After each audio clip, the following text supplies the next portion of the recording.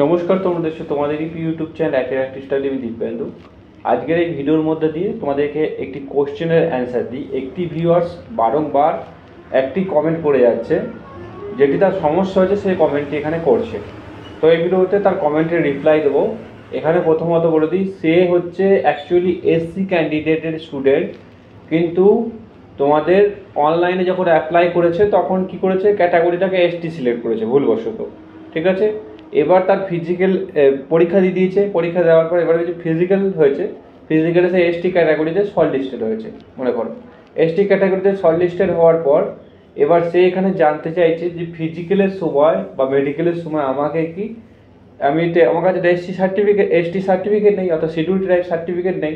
সেই ক্ষেত্রে আমাকে কি এসসিতে কনভার্ট করে দেবে নাকি জেনারেলে কনভার্ট করে দেবে? তোমার উদ্দেশ্যে আমি বলবো, যখন তোমরা অনলাইনে আবেদন করো অ্যাট ফার্স্ট তোমাদের ভুল, তোমরা সে যাকে নিজে আবেদন করো বা তোমরা অন্য কাউকে দিয়ে আবেদন করাও, যখন অনলাইনে আবেদন করো তখন বারংবার বলি ভালোভাবে ভেরিফাই করো, ভালোভাবে ভেরিফাই করে দেখো। তারপরে অনলাইনে আবেদনের সময় তো যদি ভুলও হয়ে যায়, সেই ক্ষেত্রে তোমাদের এসএসসি 1 থেকে 2 দিন তোমাদের টাইম দেয় কিছু কিসের কারেকশানে। তখন তুমি কারেকশান কেন করোনি, প্রথম কথা। এবার আসি তোমার যেটা মেন প্রবলেম, যে তোমাকে এসটি থেকে এসসিতে কনভার্ট করে দেবে নাকি।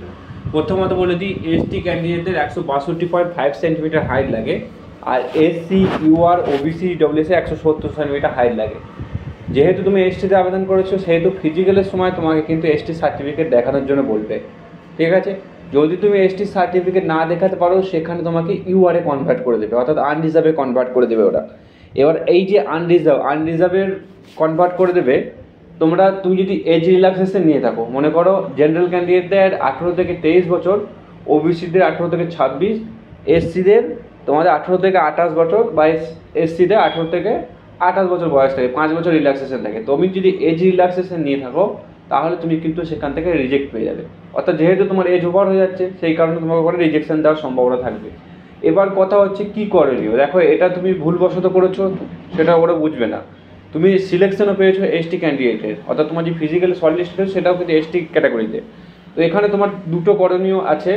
জানি এই দুটো করণীয়, এই জিনিস দুটো করে তোমার কোনো লাভ হয়তো হবে না, তাও তুমি করতে পারো। আমি তোমাদেরকে বলছি, তুমি কলকাতার এসএসসির যে নিজাম প্যালেস আছে, সেই নিজাম প্যালেসে একটা অ্যাপ্লিকেশন করতে পারো যে আমার ভুলবশত এসটি ক্যাটাগরিতে অ্যাপ্লাই হয়ে গেছে, কিন্তু আমি অরিজিনালি এসসি, তো আমার ক্যাটাগরিটা চেঞ্জ করে দেওয়া হোক।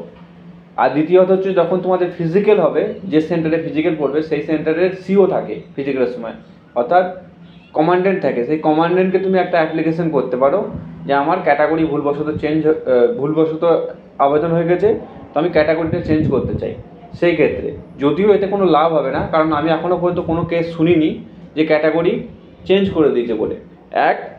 এসটি এসসি ওবিসি থেকে ইউআরএ কনভার্ট করে দেয়, কিন্তু এই এসটি থেকে এসসিতে কনভার্ট করার কথা আমি এখনও পর্যন্ত শুনিনি। এবার বাকিটা ডিপেন্ড করবে তোমার এসএসসির ওপরে, এবং বাকিটা ডিপেন্ড করবে ফিজিক্যালের ওপরে। কিন্তু তোমার এটা 100% তোমার চান্স থাকবে রিজেক্ট হওয়ার। যদি তুমি এজ রিল্যাক্সেশন নিয়ে থাকো, সেক্ষেত্রে তুমি রিজেক্ট হয়ে যাবে। আর যদি এজ রিল্যাক্সেশন না নিয়ে থাকো, তাহলে তোমার ইউআরই কনসিডার করবে।